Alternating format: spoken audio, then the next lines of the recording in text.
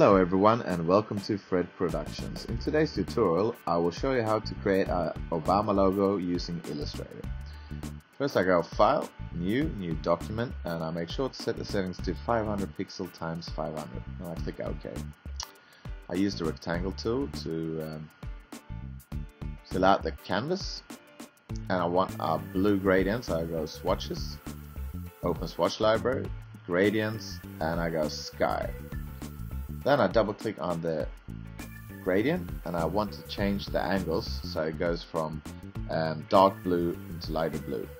I go type in -90 and the angle box, and I go and I choose the ellipse tool and I double click on the canvas to get the dialog box, and I set the settings to 370 times 370 pixels. Press OK.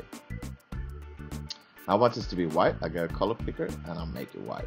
Now I get a black stroke which I need to get rid of, and then I kind of position it using the selection tool somewhere in the middle of the blue gradient. Now I go ellipse tool again, double click, and I want that to be slightly smaller, so I type in 320 pixel times 320 and I go OK. I want to fill this with the same gradient as the background, so I click on the gradient and make sure that I change the angle of the gradient as well. Now I go and I position this in the middle, and I use the keyboard arrows to position it. And yet once again I will double click on the ellipse tool to get the dialog box. Disappear. I'll just go and double click again to get the dialog box, and I type in 180 times 180 pixels. Press OK. I want this to be white, color picker, and I turn that white. And now I'll once again position this in the center. Now I need to go to the rectangle tool. I'm gonna make the stripes of the American flag. So just in one of them, make them red, and by holding down the Alt key, clicking and dragging the layer, it actually automatically copies it. So I repeat this 5 times, and now I'll go and select 2 of the layers and turn them white using the color picker tool. Now I need to go and select all the stripes, and holding down Shift and clicking on them, I'll select them all. Object, envelope distort, make with wall, and make sure to have preview on and play around with this. I already know the settings, so I'll just press OK.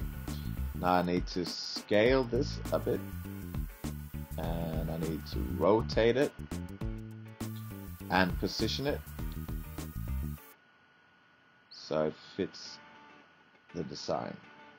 The blue in the circle should not be shown where the stripes are, because it's going to be cropped into that circle a little bit later. Now I go Object, Expand, and I click OK. I go into the blue circle, Control C to copy, Edit, Paste in place. Now I need to make sure that stripes and the blue circle are highlighted. I go Pathfinder and I crop it, and now you can see that the stripes are a part of the design and has been cropped out. I paste in place the white background and I go Object, Create Gradient Mesh. I set it to 3 rows and 3 columns. Now here you can, if you want more detailed gradient, you just choose a couple of more rows and columns. By using the direct selection tool, I highlight the anchor point and add a bit of a gray color to the anchor points, and I have to keep repeating this all the way around, or all the way on the sides.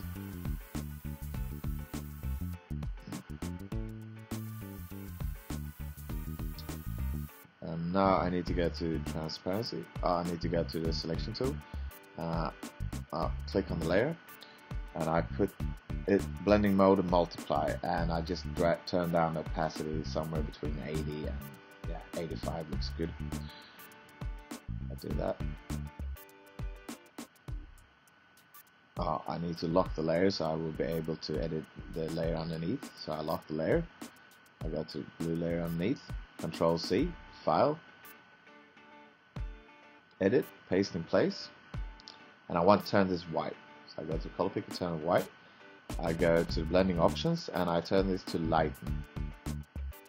Then I go and I make an opacity mask. And by clicking on the opacity layer, I make sure to be highlighting on the black layer. As you can see, I draw in a rectangle box and I want to put this on a gradient. I want the gradient to go from white to black.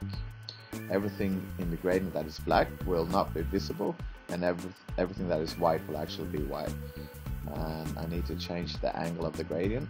I set that to 90. And this is going to be the kind of the foggy display in the horizon.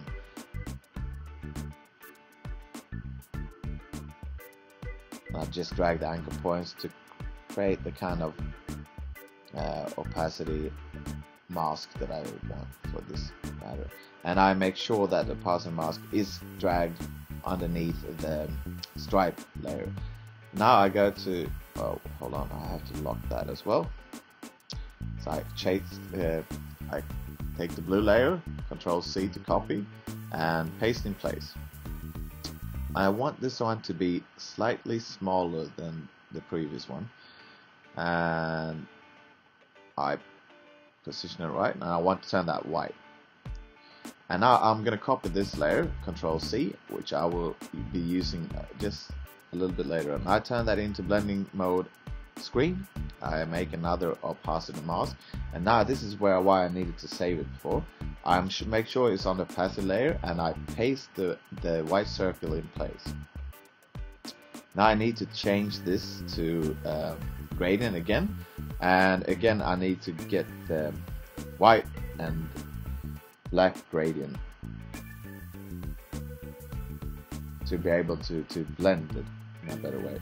And now I need to change from linear to radial gradient, and I will just turn down the opacity a little bit. It's a little bit too light at the moment.